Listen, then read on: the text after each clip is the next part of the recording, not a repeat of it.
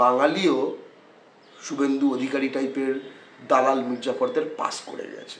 সেই সুভাষচন্দ্র বসুকে ভয় পায় গুজরাট যাকে ভোট দেয়নি, কিন্তু বাংলা যাকে ভোট দিয়েছিল। যে গুজরাট সুভাষচন্দ্রকে বিরোধিতা করেছিল, সেই গুজরাটের এখনকার এই মোদি আর এই কি যেন অমিত শাহ আর তারই বঙ্গীয় দালালরা, তারা সুভাষচন্দ্র বসুকে ভয় পায়। তাই ওদের 45-এর পরে নিয়ে বাঙালিকে আচ্ছন্ন রাখতে চায়। 45-এর আগে যা তার পুরো যেটা যেটা সকলে জানে, যেটা নিয়ে বিতর্ক, রহস্য, রোমাঞ্চ গল্প নয়, কঠিন বাস্তব, ভয় পায়। তারা ভয় পায় এটা জানাতে বাঙালিকে যে বল্লভভাই প্যাটেল, যাকে নিয়ে এত বড় চায়না থেকে স্টিলের প্লেট এনে মূর্তি বানিয়েছে করদাতার পয়সায়, সেই বল্লভ প্যাটেল সে সুভাষচন্দ্র বসুকে জালিয়াত বলে মামলা করেছিল। হ্যাঁ, তোমাকে শেখানো হয়েছে নাকি ভারতকে এক করেছে। হ্যাঁ, বাঙালির রক্তে ভারত স্বাধীন হয়েছে।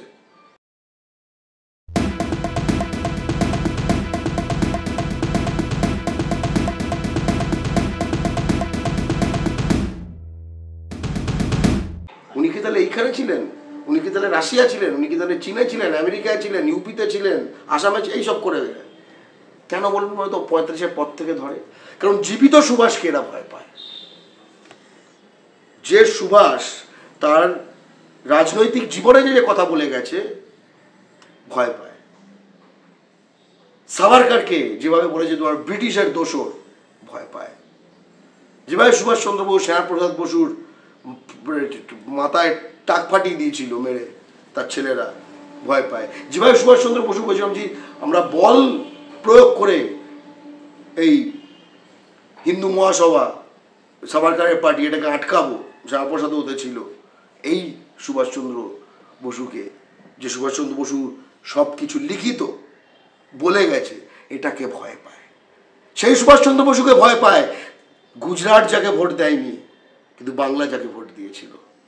যে গুজরাট সুভাষচন্দ্রকে বিরোধিতা করেছিল, সেই গুজরাটের এখনকার এই মোদি আর এই কি যেন অমিত শাহ আর তারই বঙ্গীয় দালালরা, তারা সুভাষচন্দ্র বসুকে ভয় পায়।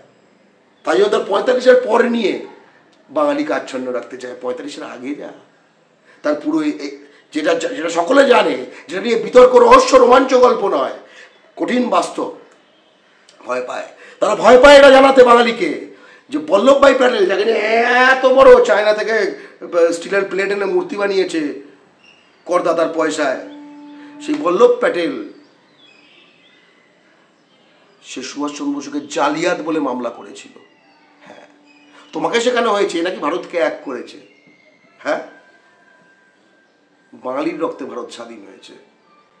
তাম্রলিপ্ত জাতীয় সরকার, সর্বাধুনিক সতীশ সামন্ত, সেই মাটিতে জন্মে শুভেন্দু অধিকারীকে যখন প্রশ্ন করা হয় যে আপনি ভারত ছাড়ো আন্দোলনের পক্ষে না বিপক্ষে, যেটা শ্যামাপ্রসাদ মুখার্জি যেটা বিরোধিতা করেছিল ভারত ছাড়ো আন্দোলনের, ভাবো কতটা বোঝো, ইংরেজ ভারত ছাড়ো শ্যামাপ্রসাদ মুখার্জি বিরোধিতা করেছিল। সদ্য তখন বিজেপিতে ঢুকেছে শুভেন্দু অধিকারী, বলেছে আমি এই কোশ্চেনটা পাস করে যাব। বাঙালিও শুভেন্দু অধিকারী টাইপের দালাল মির্জাফরদের পাস করে গেছে। এখন অন্য কোনো কারণ খুঁজে লাভ নেই। আপনারা দেখছেন আওয়াজ, রোজকারের হক কথা। ফর মোর আপডেটস অ্যাবাউট আওয়াজ, please subscribe our YouTube channel.